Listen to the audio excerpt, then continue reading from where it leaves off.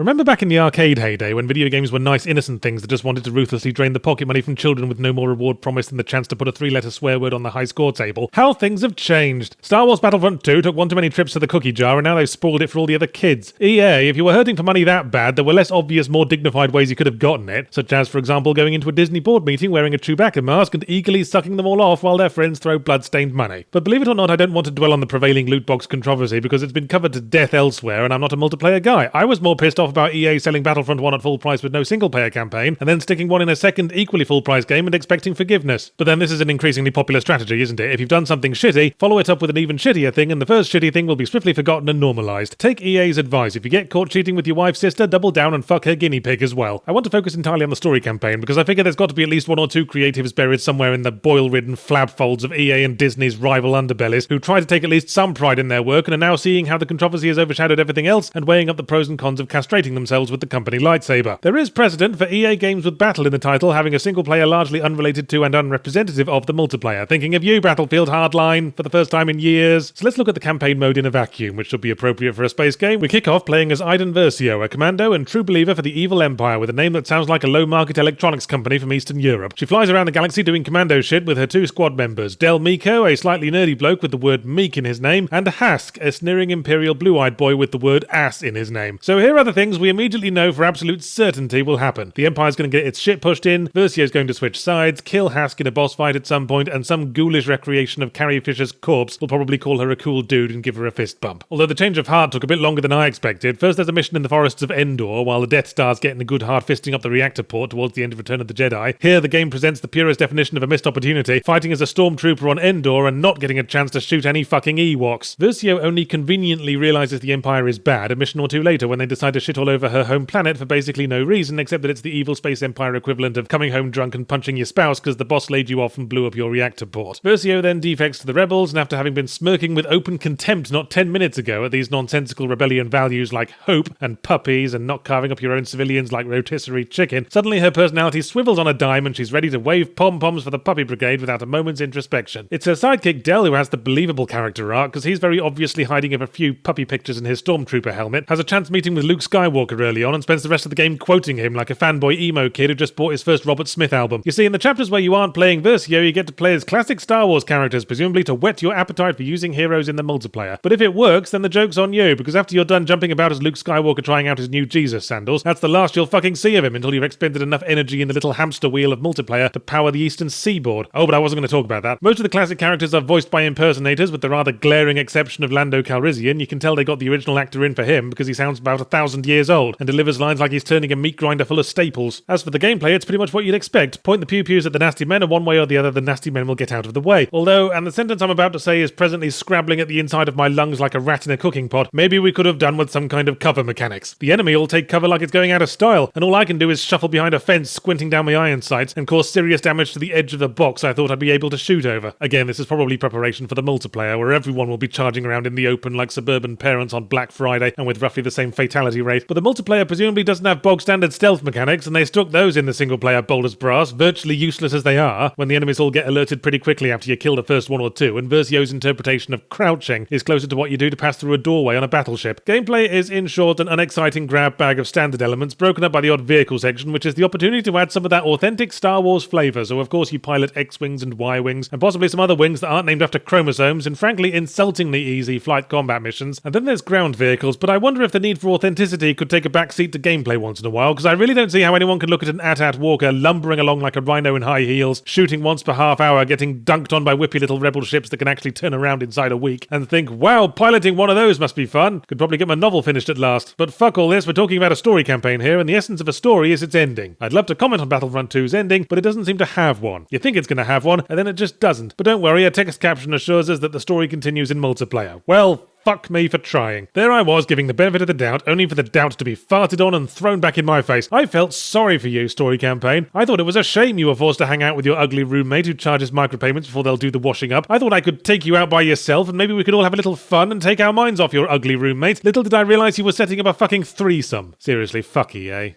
Way ahead of your yards. Well, fuck them a notch less sensitively then.